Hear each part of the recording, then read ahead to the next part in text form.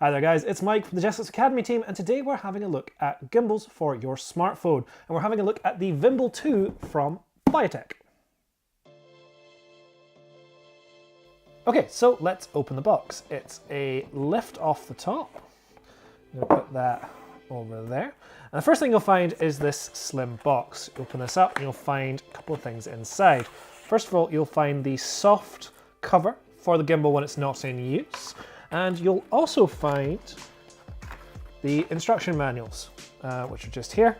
And that will help you with balancing and setting up your gimbal nice and quickly. I'm going to pop those over there. The gimbal itself is set here. You'll have a wrist strap, just in case you lose your grip on it. It's not going to fall to the ground. And you'll also have some connections here. Now, these are for connecting your phone to the gimbal to utilize controls directly through the gimbal to the phone. We'll have a look at those properly in just a moment. And for now, I'm going to pop those over here. The gimbal itself is just here. Move the box out of the way. And it's a fairly standard mobile phone gimbal. The phone gets attached in the cradle here, and it's a pinch cradle.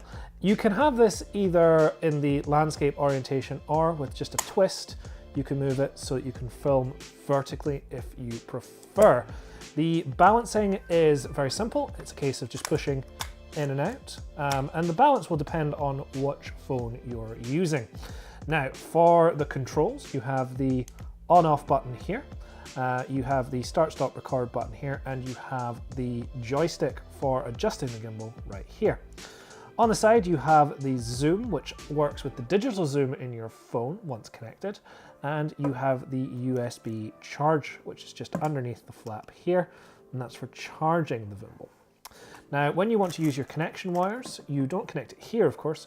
You'll find there's another USB point up here, which will connect the gimbal to your phone. So let's grab a phone and have a look at connecting our gimbal, or should I say our Vimble 2.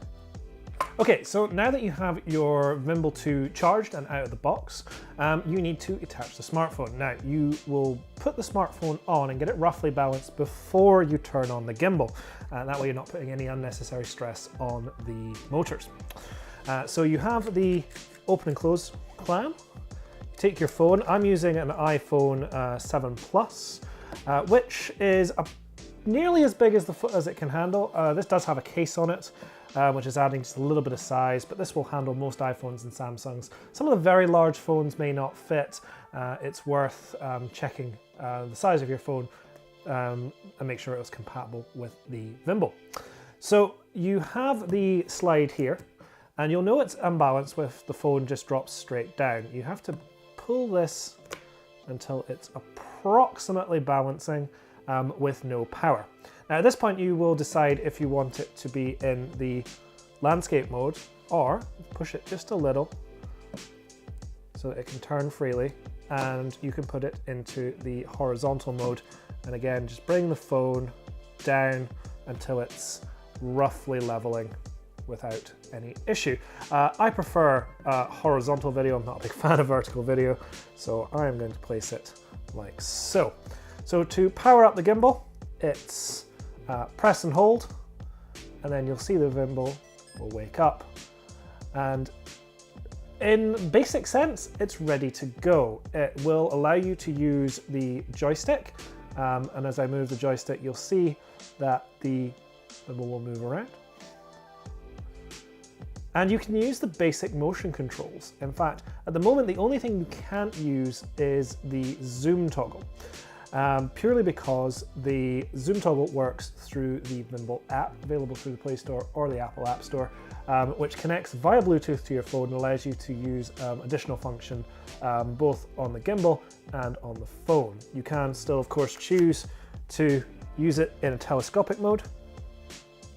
And if you use the trigger, you'll see that the trigger allows me to move the handle whilst keeping the phone still. It will keep pointing in the direction it was when the handle was when the trigger was pressed. So I'm going to turn the phone about 45 degrees, and I'm going to hold the trigger. And as you see, no matter which way I move the gimbal, it will keep going that way. So once you are lined up with what you want to film, and this is great if you're following somebody who's talking, or if you're filming sports or fast-moving pets or something and you want the camera to stay in one direction, you can hold onto the trigger and it will pull. There are lots of things you can do with the Vimble 2, but for more information you can check it out at jessops.com or visit any one of our stores. Thank you so much for watching this video. I hope you've enjoyed it. If you have, give us a like, and we look forward to seeing you on the next one.